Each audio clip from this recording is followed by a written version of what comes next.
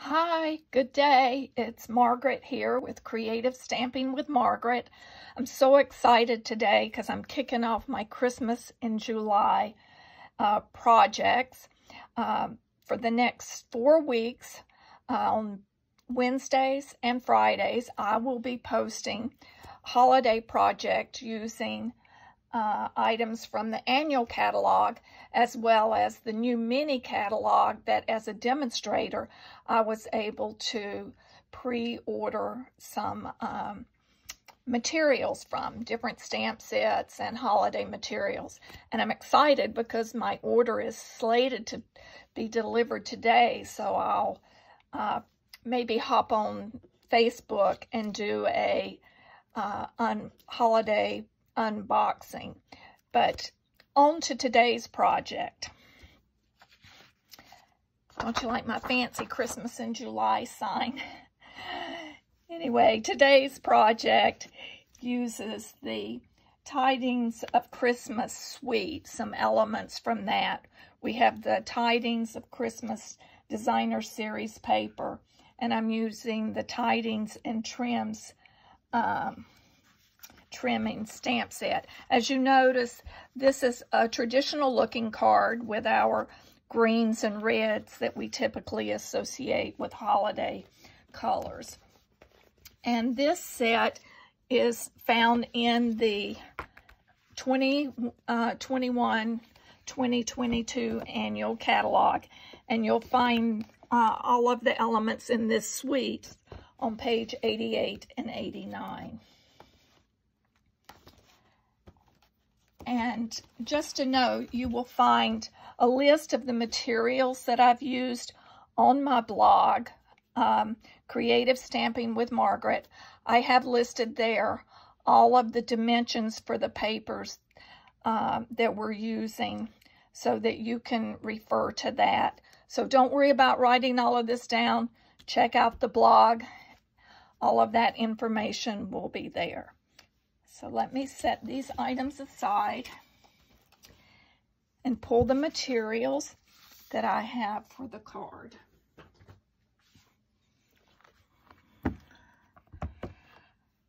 These trays that I purchased some time ago from IKEA are great for putting all of my project materials in, so I can pull those out.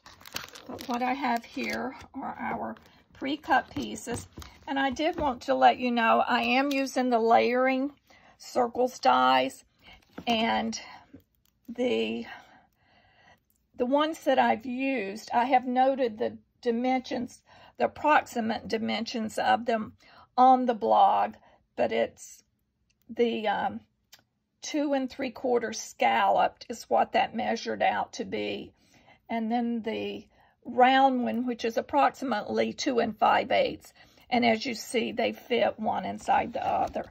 I did just want to note that. And then I've used the Evergreen Forest 3D embossing folder. Now this is optional.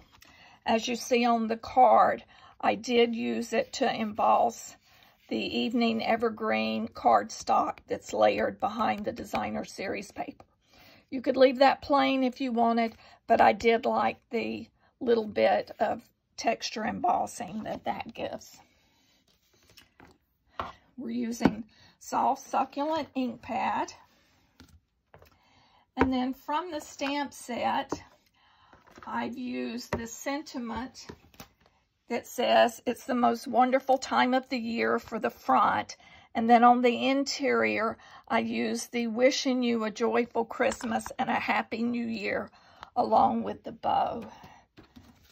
And this is how I did the interior. And then, of course, if you're keen and you're eagle-eyed, you notice that I did use that same Designer Series paper that I used on the front of the card with the evergreen trees to do the flap of the envelope. It's always fun to add a little element to an envelope.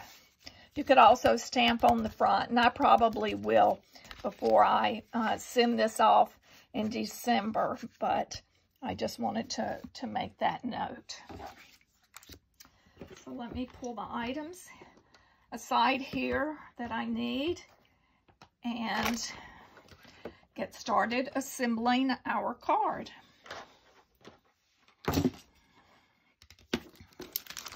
So for the card base, I'm using Evening Evergreen. I love some of these new in colors. I'm partial to greens anyway. So as you see, we have a 4 1/4 by 11 inch piece of cardstock, which I have scored in the middle at 5 1/2 to make a standard card size.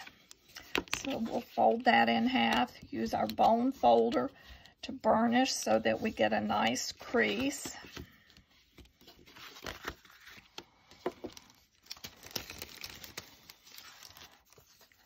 Then I've cut 2 pieces of basic white cardstock. Each of these is 4 inches by 5 1/4. One, obviously, is for the interior, and the other we will place on the front of the card. And then on top of that, we will add the red striped designer series paper.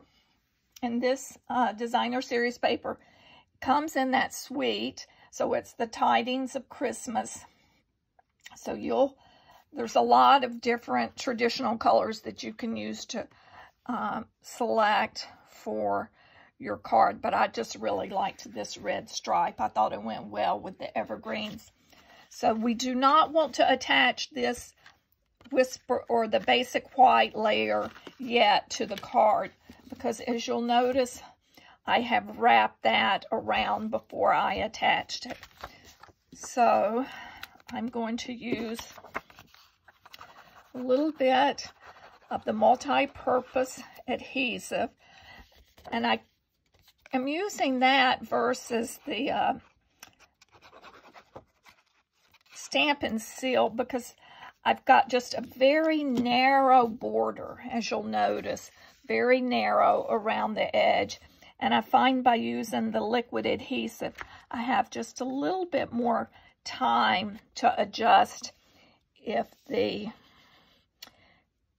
I don't get it lined up versus using the tape style adhesives.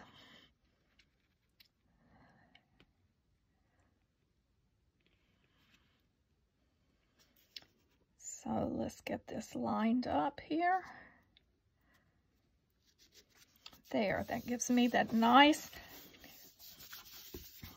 little border.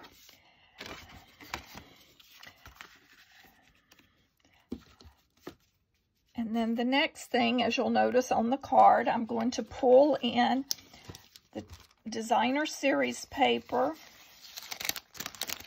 and the Evening Evergreen cardstock. Both of these are cut to 2 1/2 inches by 3 1/2 inches.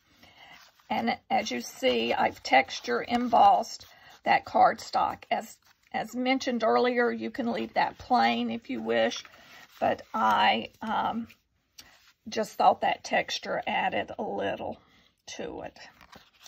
There again, I'm going to use my liquid adhesive.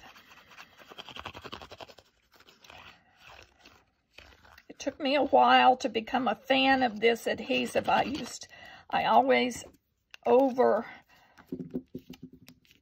used it and would add it too close to the edge, and then when you'd press it down, it would squeeze out.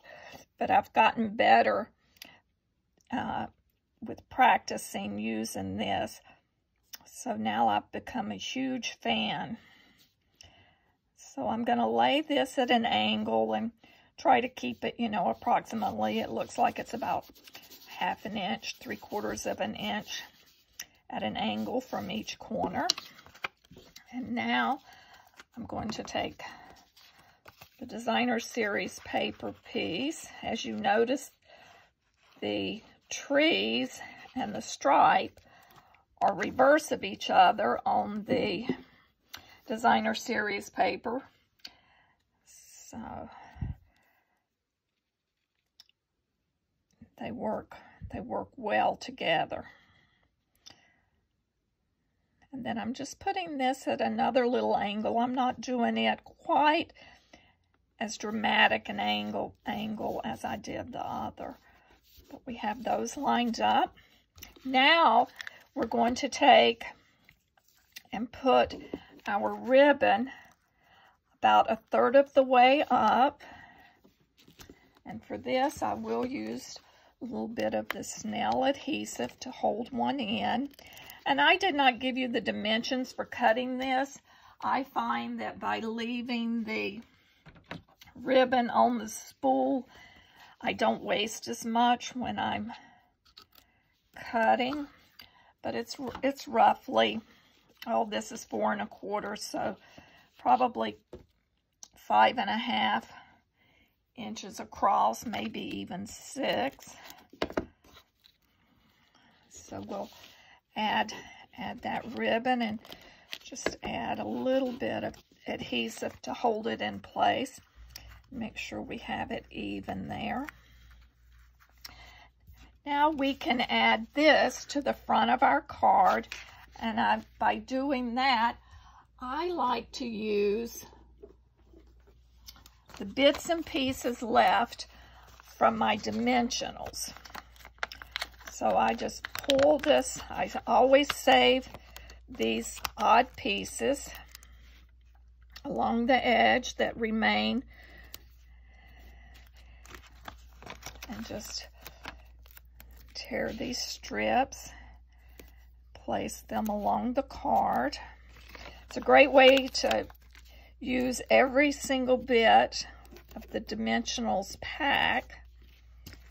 Plus, it's a lot faster than tearing off or pulling off a lot of the little dimensions and placing them all up and down the card just by doing this. So I'm using up the materials that I have, and then I like to put one down the middle, and I will just pull a little piece off. That's what's great. These things just snap right off with your fingers.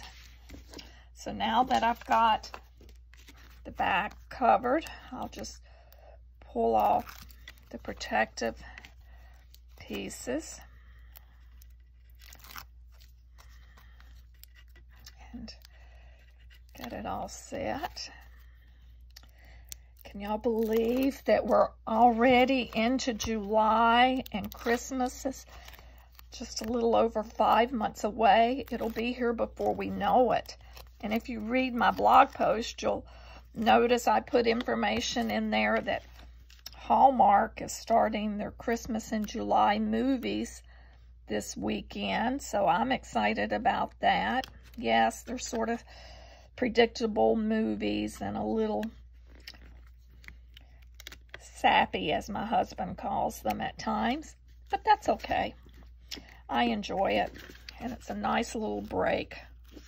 So we have the card front now placed on there. See how easy that was using those long strips? How much quicker it was than if I would have been pulling off the little pieces on the back. So then the next thing we're going to do is we'll cut our sentiment.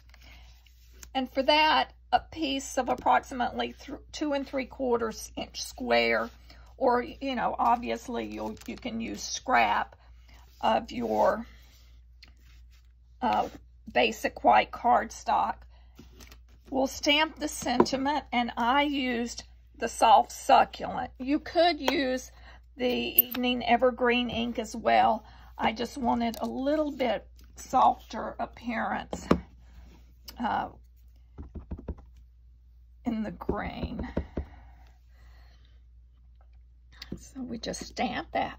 The nice thing about using a circle die, you don't have to be as careful placing. You just want to make sure you left room on the side for the die to fit around. So I'm not going to take the time to cut that, as I've already cut one to use, as well as the cherry cobbler. I've cut that so that we can layer the sentiment onto this scallop cherry cobbler circle that has been cut. So we have that. And the next thing that we need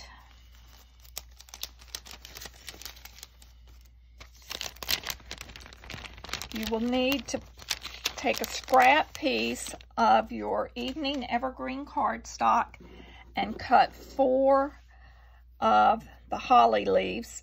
And fortunately, the die set contains 2 connecting dies, so in one swoop you can cut all 4 of the dies. So they have 2 dies with 2 each of the holly leaves. So to add these, we'll just use the little glue dots, small mini glue dots, and place them. We'll place 1 set of holly leaves at the top.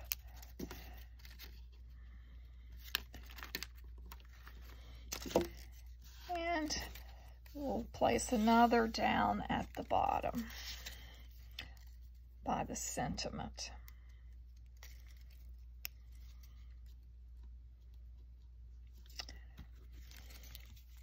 And there are,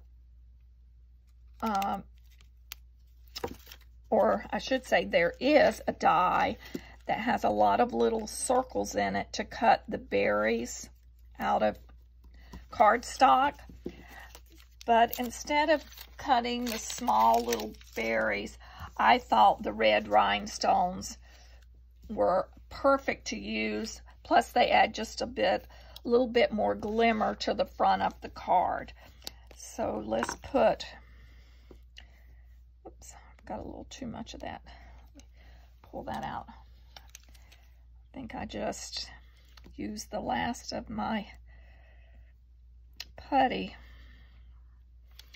And I did. So I'm going to switch to the other end.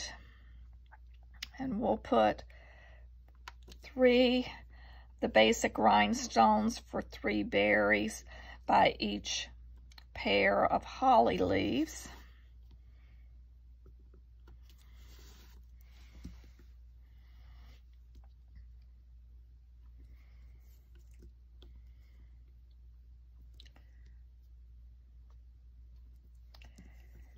And that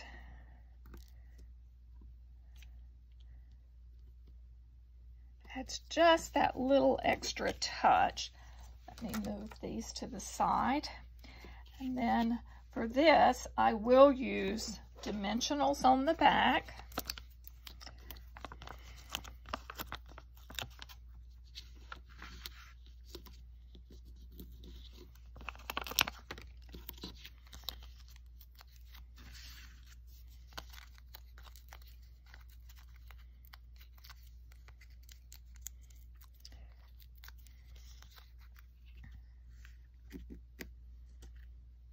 We'll place this in the lower left portion of the card.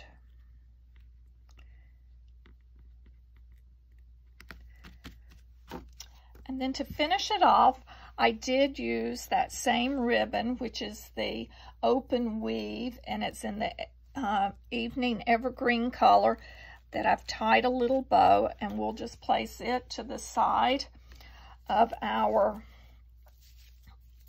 label, sentiment label, and add the ribbon so it looks like you've tied a bow using that ribbon, bringing it across and tying it. But this is a much simpler way. And then just another little tip, what I like to do to make sure my ribbon stays in place and to keep these tails in place, I just put a little glue dot there at the top underneath to hold those down, and that helps secure the ribbons in place a little bit more. So there we have our card front done. Then, as I noted, for the interior, you can just stamp the sentiment, whichever you wish to use, but for this one I used the one in the stamp set. And